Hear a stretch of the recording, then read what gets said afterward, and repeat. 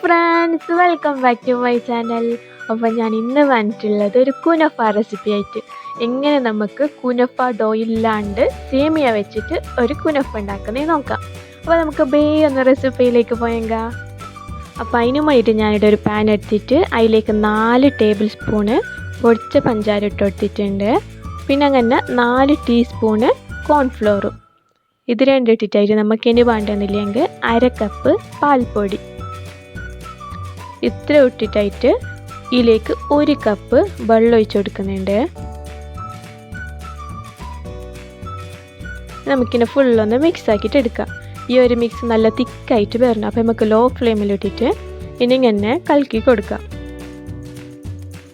എന്താ ഒരു 2-3 മിനിറ്റ് കഴിയുമ്പോൾ തന്നെ അതിങ്ങനെ ഒരു തിക്ക് കൺസിസ്റ്റൻസി ആയിട്ട് നമുക്ക് കിട്ടിയിട്ടുണ്ടാവും. കോൺഫ്ലോർ അല്ലല്ലേ, അപ്പോൾ ഈ ഒരു തിക്കായെങ്കിൽ മതി. നമുക്കിനി ഫ്ലെയിം ഓഫ് ആക്കാം.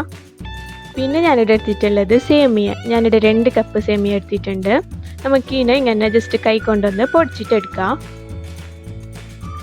അങ്ങനെ ഫുള്ളൊന്ന് ഇത് പൊടിച്ചിട്ടായെങ്കിൽ നമുക്കിതിനെ ഒരു പാനിലേക്ക് ഒരു 2 ടീസ്പൂൺ നെയ്യ് ഒഴിച്ചിട്ട് നമുക്കിതിനെ വറുത്തിട്ടെടുക്കണം. നമ്മൾ കുനഫ ഡോ ഇല്ല, അതിന് പകരമാണ് ഈ സേമിയ എടുത്തിട്ടുള്ളത്. അപ്പോൾ നമുക്ക് ഇങ്ങനെ നെയ്യിലിട്ടിട്ട് ജസ്റ്റ് ഒന്ന് വറുത്തിട്ടെടുക്കാം.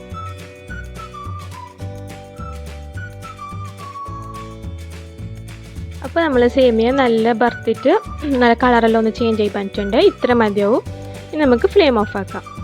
പിന്നെ ഞാൻ കുനഫ സെറ്റാക്കാൻ വേണ്ടിയിട്ട് ഇങ്ങനെ ഒരു പ്ലേറ്റ് എടുത്തിട്ടുണ്ട്. ഇതിലേക്ക് നെയ്യ ബട്ടർ എന്തെങ്കിലും ജസ്റ്റ് ഇങ്ങനെ സ്പ്രെഡ് ആക്കിയിട്ടായിട്ട് നമ്മൾ ഇപ്പോട്ട് വറുത്തിട്ട് വെച്ച് സേമിയ ഇട്ടെടുക്കാം. ഫുള്ള് ഇട്ട് കൊടുക്കണ്ട, പകുതി ഇട്ട് കൊടുക്കുന്നത്. ബാക്കി പകുതി നമുക്ക് അതിൽ മീത്തൊക്കെ ഇടാൻ പോകണം. അപ്പോൾ ഇങ്ങനെ പകുതി സേമിയ ഫുള്ളൊന്ന് ഇട്ട് കൊടുക്കുന്നുണ്ട്.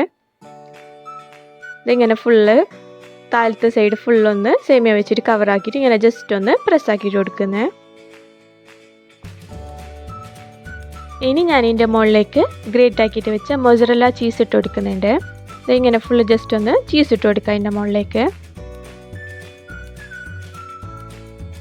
അങ്ങനെ ചീസ് ഇട്ട് കൊടുത്തെങ്കിൽ നമുക്ക് ഇതിൻ്റെ ടോപ്പിലേക്ക് നമ്മൾ പെട്ട് റെഡി ആക്കിയിട്ട് വെച്ച ആ മിക്സ് ഒഴിച്ച് കൊടുക്കാം.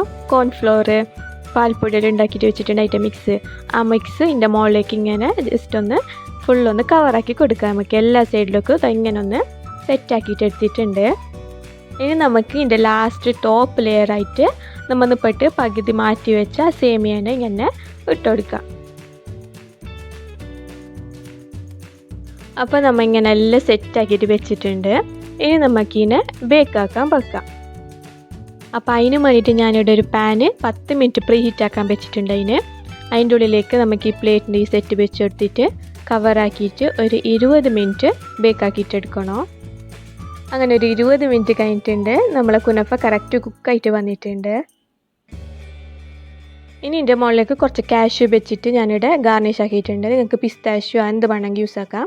പിന്നെ അതിൻ്റെ മുകളിലേക്ക് ഒരു 5 ടീസ്പൂണ് ഷുഗർ സിറപ്പ് ഒഴിച്ച് കൊടുക്കുന്നുണ്ട്, നല്ല സോഫ്റ്റ് ആയിട്ടൊന്ന് കിട്ടാൻ വേണ്ടിയിട്ട്.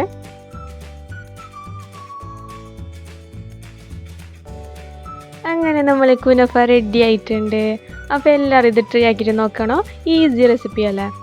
അപ്പോൾ എൻ്റെ ഈ റെസിപ്പി നിങ്ങൾക്ക് ഇഷ്ടപ്പെട്ടിട്ടുണ്ടെങ്കിൽ ലൈക്ക് ആക്കണോ, കമൻറ്റ് ആക്കണോ, ഷെയർ ആക്കണോ. പിന്നെ എൻ്റെ ചാനൽ ആദ്യമായിട്ട് കാണുന്നെങ്കിൽ സബ്സ്ക്രൈബ് ആക്കാനും മറക്കണ്ട. അപ്പോൾ ഇൻഷാ അല്ലാഹ് അടുത്തൊരു വീഡിയോയിൽ നല്ലൊരു റെസിപ്പി ആയിട്ട് കാണാം. So cooking wall signing off. By.